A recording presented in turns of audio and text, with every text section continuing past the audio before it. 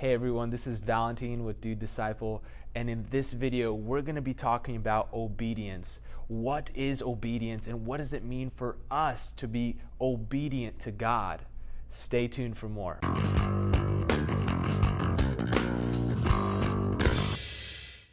So with that, we're going to dive right into the word to Romans chapter 6, verse 12. And the context of Romans chapter 6 is being dead to self and alive to Christ, but it also talks about obedience. Let's read from verse 12. It says, "Let not sin therefore reign in your mortal body to make you obey its passions. Do not present your members to sin as an instrument for unrighteousness, but present yourselves to God as those who have been brought from death to life, and your members to God as instruments for righteousness. For sin will have no dominion over you, since you are not under the law, but under grace." And then we're going to go down just a little bit more, where it says in verse 15, "What then are we to sin because we are not under the law, but under grace? By no means. Do you not know that if you present yourselves to anyone as obedient slaves, you are slaves of the one whom you obey, either of sin, which leads to death, or of obedience, which leads to righteousness." Now, I want you to look at the source of what it's talking about here in terms of obedience, right? It says in verse 12, "Do not let sin reign in your mortal body to make you obey its passions." But then it says this, it says, "Do not present your members to sin as instruments for unrighteousness." And then if you go down, it says in verse 16, "Do you not know that if you present yourself to anyone as obedient slaves, you are slaves of the one whom you obey, either of sin, which leads to death, or of obedience, which leads to righteousness?" So it's all a matter of who or what you present yourself to. So Paul is saying in Romans 6 that whoever or whatever you present yourself to, in this case sin, is what you become a slave to. You present yourself to sin, you become obedient to sin. You present yourself to God, you become obedient to God. So what does it mean to present yourself? It's literally just showing up and saying, "Here I am." Just as the lamb was being presented to God before the sacrifice, it is the same way that we come to the Lord and we present ourselves and we say, "Lord, here I am. I'm open." At the core of it all, God is looking for your free will. When it comes to obedience, He's not asking you to do something more. He's not asking you to try to perform something. He's just saying, "Will you give me your free will? Will you present yourself and lay down what you want to do and give it to me?" Because that's what a sacrifice is. It's my will and my life is being laid down at your feet. And this is what true obedience is. It's an act of surrendering your will unto the Lord.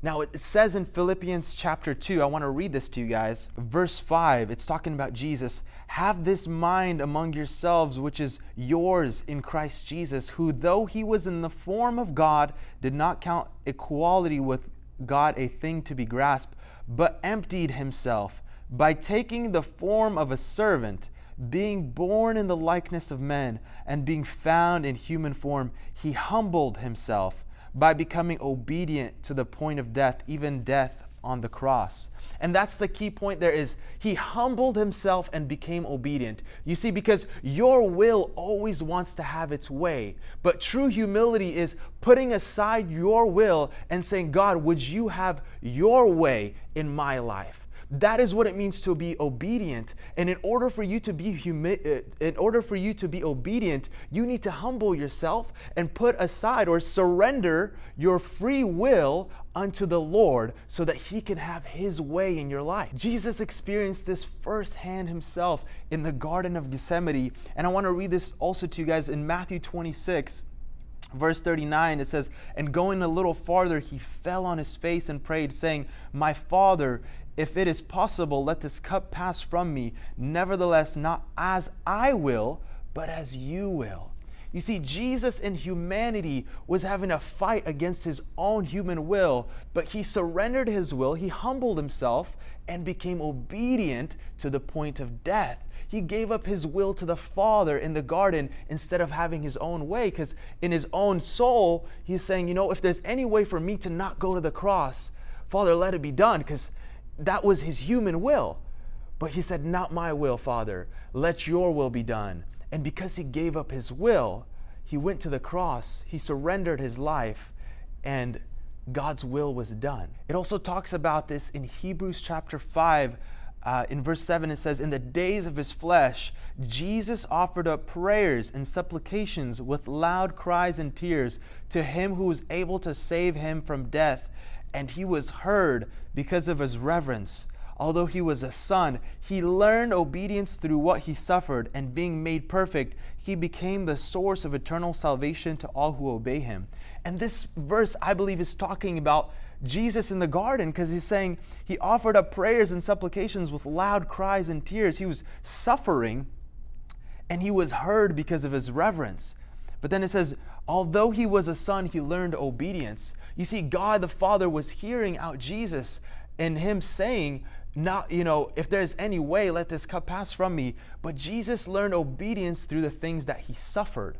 Now, why is this important? Because Jesus, through the suffering, learned to obey God. He actually learned to lay down his will in that moment in the garden when his will wanted a certain way. He said, no, Lord, let it be your will done in my life. And he gave up his will and learned obedience through that. He learned to lay down his will because of the difficulties that he was going through. And this is exactly what the Lord actually even wants to take us through in the process of why we go through certain trials and tribulations in our life. It's God bringing us to a place where we realize we cannot do it out of our own free will. And instead, he's asking us to surrender our free will so that we can actually learn to become obedient through those difficulties when we realize we can't do this, and we give it to God. We actually entrust God with our free will, and as a result, we learn to obey what he's telling us to do. So just to wrap this up and put this into a conclusion, obedience always starts with presenting yourself. It's coming to the Lord and saying, Lord, I'm open to what you want to do. Here is my free will. Would you have your way? Would you do what you want to do in my life? And you see, guys, as we walk with the Lord and we come to know his love, God brings us to a place where we actually surrender certain parts of our life. We surrender our free will, our desires for certain things, so that his will can be done in our life. And we actually become naturally obedient. We learn obedience through the process of what we surrendered, just as Jesus learned obedience through what he surrendered unto the Father, which was his free will. So it all starts from walking with the Lord, coming to know his love, and then the obedience will follow. But that is a topic for the next video, which we're going to talk about on how to be more obedient to the Lord. So stay tuned for that, and I want to thank you for watching this, and I'll see you soon.